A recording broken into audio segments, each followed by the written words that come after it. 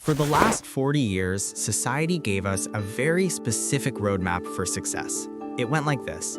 You get good grades, you go to a university, you get a degree, and you land a stable job sitting in front of a computer. We were told that physical labor was risky and unstable, but intellectual labor was completely safe. The fundamental belief was that if you worked with your brain, you were protected from automation, because machines could lift heavy boxes, but they could never think or write or code. But in early 2026, that safety net has completely disintegrated. We are currently witnessing the early stages of a massive economic shift that experts are calling the White Collar Purge. It is not happening with loud explosions or sudden mass factory closures. Instead, it is happening silently through hiring freezes and strategic attrition. Have you noticed that companies are suddenly reporting record profits while simultaneously laying off thousands of desk workers? In this video, we are going to explore why this is happening right now and why the junior corporate role is becoming extinct. We will also break down the exact strategy you need to adopt to survive this transition. Chapter 1. The Zero Marginal Cost of Intelligence. To understand why this purge is happening, we need to look at a concept from economics called marginal cost. This simply describes the cost to produce one more unit of something. In the physical world, producing one more car is expensive. You need more steel and more rubber and more human labor. But in the digital world of 2026, the marginal cost of producing intelligence has crashed to effectively zero. 3 years ago, if you wanted a 500-word marketing email written, you had to pay a human being a salary and provide health insurance. You paid them to sit at a desk for an hour and write it. Today, advanced language models can generate that exact same email in 3 seconds for a fraction of a penny. This creates a massive pricing mismatch that no amount of human efficiency can ever overcome. Companies exist primarily to maximize profit for their shareholders. If they can rent a digital brain for $20 a month that does the work of a junior employee costing $60,000 a year, the math will always win. This is not a personal attack on your skills. It is just the gravity of capitalism taking effect. We are moving from an economy where intelligence was scarce and expensive to an economy where intelligence is abundant and incredibly cheap. This shift completely devalues average cognitive work and forces us to rethink what actually makes a human being valuable in the modern workplace. Chapter 2. The Hollowing of Middle Management. The most vulnerable group in this new economy is actually not the entry-level worker, but the layer just above them. We are talking about middle management. For decades, the primary role of a manager was essentially information routing and project coordination. Their job was to take a broad strategy from the executives and break it down into smaller tasks. They would assign those tasks to junior employees and then check the quality of the finished work. They were the administrative glue that held the organization together.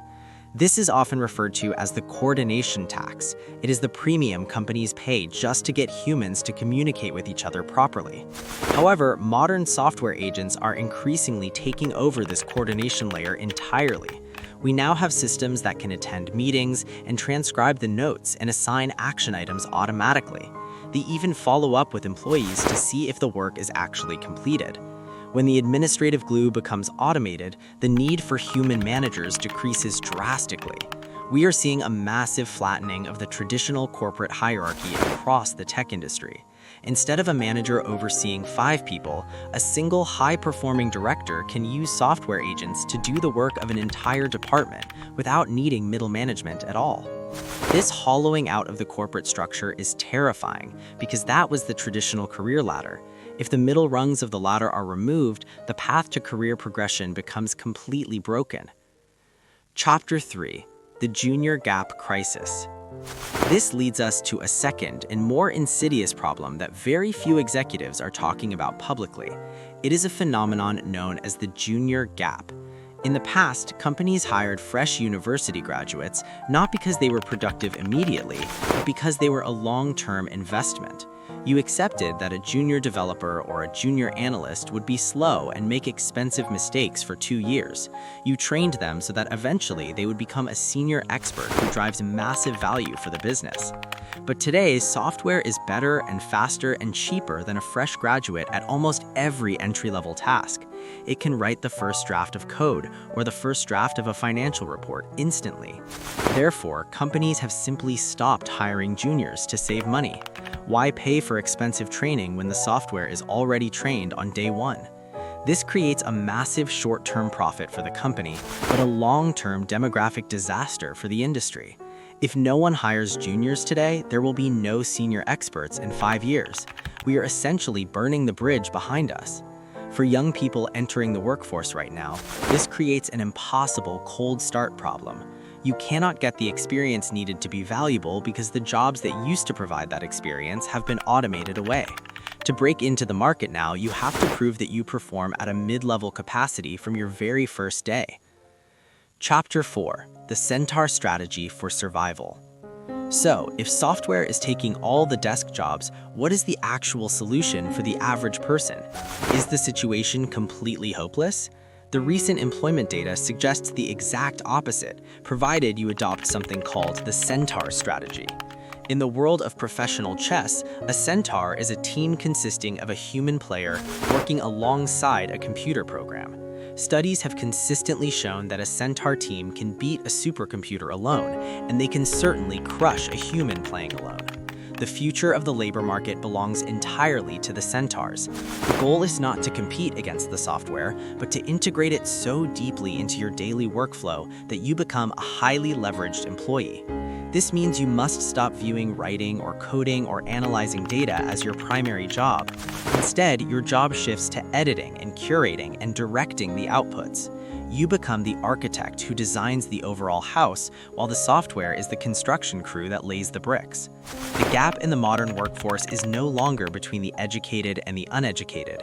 It is now strictly between the software native and the software resistant. A native employee can do the work of 10 people. They use tools to clear their inbox and draft proposals and analyze data. This frees up their brain for high-level strategic thinking.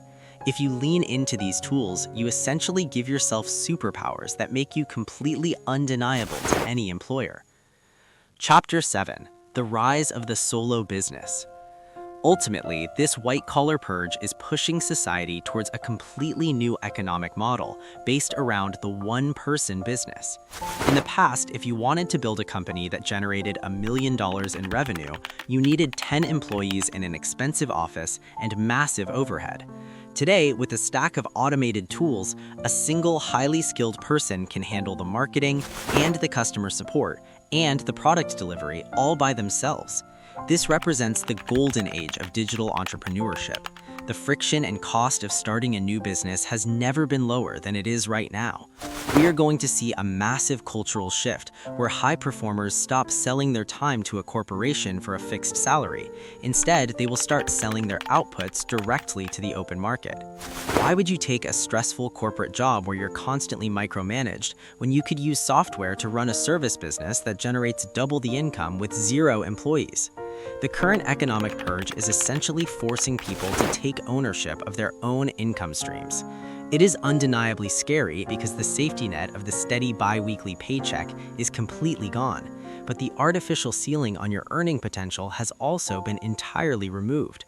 The tools available to you right now are the exact equivalent of giving a single construction worker an army of tireless robots.